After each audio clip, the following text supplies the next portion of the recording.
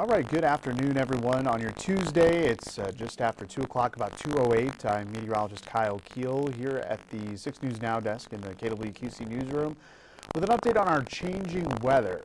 If you stepped outside today, it actually doesn't feel too bad, as many of us have reached above the freezing mark. In fact, some of us approaching 40 degrees here this afternoon, and that will continue as a trend heading into the evening hours. But we are tracking a pretty strong cold front that is going to bring us kind of a couple of hazards here as we head into the overnight hours. So the map that I'm going to pull up here, it's going to show you a lot going on. This is our current weather alerts from the National Weather Service offices. You'll notice here on the left-hand side of your screen, we've kind of got that legend going on here. This actually should not say 3/18/25. This should stay a different date, but you get the idea that we do have quite a bit going on here. And the one thing that we want to point out is that there is a winter weather advisory in effect for parts of, or I should say, Jackson, Joe Davies, and Carroll County. So this is for the potential of maybe a little bit of freezing rain as we head into the evening hours. This is kind of a marginal risk. This is going to continue here as we head into the early morning hours. You'll notice here south of the quads, or I should say south of that winter weather advisory, that kind of tan shading we have, that is a wind advisory in effect. So the main hazard, I think, heading over the next 12 to 18 hours is going to be the wind. We could have gusts anywhere from 40 to 50 miles per hour. We also have some snow that's going to wrap around this system here overnight into early Wednesday morning, and that could create some reduced visibility along with that wind kind of blowing that snow around a bit. I think the blowing snow is going to be a higher probability off to our northwest in portions of north central Iowa where they have a high wind warning. That's where wind gusts could get upwards of 60 miles per hour. So I wanted to move on here and show you what's going on right now. Any of these returns you see here locally, that's just false returns. We have no precip right now. It's just kind of a cloudy day. But we do have some mixed precipitation here off to our north as we've got that low pressure once again coming from Canada. So this is once again a clipper system. So when these things come from Canada, they don't really have a lot of moisture to work with. So that's why we're not seeing high amounts of moisture with this. There's not much moisture source coming from Canada. So we have the snow north of the warm front there, and then south of the warm front where we have that relatively warmer air. That's where we have rain, and kind of near that transition, we've got that wintry mix and that pink shading that you see on the map. So that's going to be what we continue to track into our region here as we head into the evening hours. So primarily, it's just going to be a rain threat here locally. So after 4, 5, 6 o'clock, we will start to see some rain move into the area.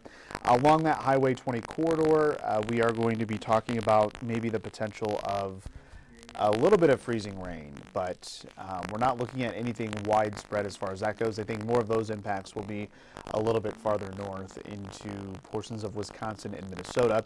But you'll notice here that temperatures could stay close to that 40-degree mark here really through midnight, 2 a.m. But once that front moves through the area, those winds will go to the northwest, and they are going to be quite strong, anywhere from 40 to 50 miles per hour. So we're going to continue to watch that pretty closely here. Notice those temperatures dip below freezing here early tomorrow morning, and that could lead to perhaps a little bit of snowfall. And it's not going to be anything that's going to accumulate, but a couple tenths of an inch, certainly a possibility, especially from the Quad Cities and points off to the north. So we'll continue to watch that for you. So I just wanted to look at the wind gusts here.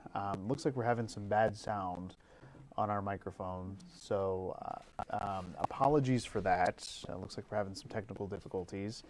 So I'm going to keep going here as we kind of troubleshoot that. But our winds this evening are going to continue to pick up. It's not going to be too strong until probably after sunset. I've noticed by 10 p.m., 25 to 35 mile per hour wind gusts. Those are only going to get stronger here overnight. In fact, we could have 40 to 50 mile per hour wind gusts, especially west of the Mississippi River. So I would say maybe from the Quad Cities metro and points off to the west, that's where we could have those 50 mile per hour wind gusts. The gusts are going to be higher here off in northwestern portions of Iowa. And then as we head into tomorrow, after 10, 11 o'clock, those winds should start gusting below 30 miles per hour. So we shouldn't see too much issue from the wind, although it will make it feel much chillier tomorrow afternoon as we do see falling temperatures. All right, so here's a look at exact track. So looks like we had someone asking about, Sean's asking about Galesburg getting any rain. Certainly is a possibility here as we head into this evening between 5 and 6 o'clock. We'll start to see that rain develop and move into the area. But notice that that mix line is just north of Galena. So that's where I think most of those impacts as far as any ice goes, that's where we're going to have those, just north of the TV6 viewing area. Now, heading through the overnight, we'll get that rain out of here early evening. And then after midnight, we will start to see those northwest winds take over. That means cooler temperatures, and then any moisture that wraps around, there'll be wind-driven snow showers. So we're talking the potential for maybe some reduced visibility, maybe a quick dusting on the roadways, which could cause a few slick spots here heading into Wednesday morning. So we'll keep a close eye on these potential snow squalls out there. The snow's not going to last very long, which is why we're not expecting much in the way of accumulation, but those powerful winds will continue here as we head into tomorrow morning. Wind should still be on the breezy side tomorrow afternoon, but not first alert day criteria. And then as we head into Wednesday night, we'll start to see that wind die down just a bit. And this is on the heels of our next system that comes in on Thursday, which yet again is another clipper that could bring some light snow. I will say with Thursday, even into early Friday, there's still some timing and placement discrepancies on where that band of snow is going to set up. So we're going to continue to track that, but we are issuing a first alert day here for Thursday afternoon and into the evening hours. This run of our in-house model has that band of snow staying near that Highway 34 corridor. I think that trend is probably going to go a little farther to the north and really impact most of the TV6 viewing area here as we head into Thursday evening before wrapping up by early Friday morning. So here's a breakdown of your first alert days. We'll have Thursday afternoon and Friday. That comes after today, of course. That's where we are going to see some snow move in. It'll be kind of a fluffy snow, but the fluffier snow is going to come on Saturday. I'm telling you right now, Saturday is going to be a very cold day. We're going to have high temperatures generally in the teens, and we're talking 10 to maybe 15 degrees. So that snow, which we're going to talk about here over the next few days, it's going to be a very light, powdery snow. So it's not going to take much for it to add up. We could get a few inches here as we head into Thursday, late Thursday into early Friday. I could get another few inches here as we head into Saturday. And then behind that, we have Arctic air that's going to move in, and that will bring the bitter cold here heading into Sunday. So there's a look at that snow chance here this weekend. Slightly more agreement than what we've had here over the last 24 hours of that snow moving in. You'll notice model number 2 has the snow perhaps maybe north of that Highway 34 corridor. Model 1 has it encompassing the entire viewing area. I think all of us are under that threat for a little bit of accumulating snow here on Saturday. And then those gusty winds behind that system move in, and that drops our feels like temperatures below zero early Saturday morning. During the afternoon hours, they might range from 5 above to the south to 5 below to the north. And then the bottom really drops here. As we head Saturday night into early Sunday, we're talking wind chills generally between 15 and 25 degrees below zero. Some locations off to the north could get as low as 30 below zero.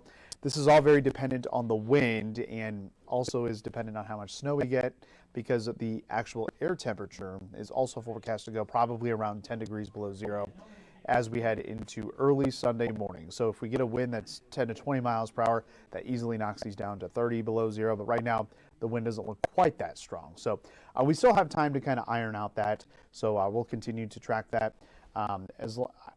As far as school goes tomorrow, school will likely be in session. You'll have to check with your school districts. We have no say in that. And yeah, as far as watches go, that is all up to the National Weather Service. So there are some audio issues on here, so we're going to resolve that, and we will have updates for you coming up on the KWQC News at 4, 5, and 6 this evening. Have a great day. Thank you.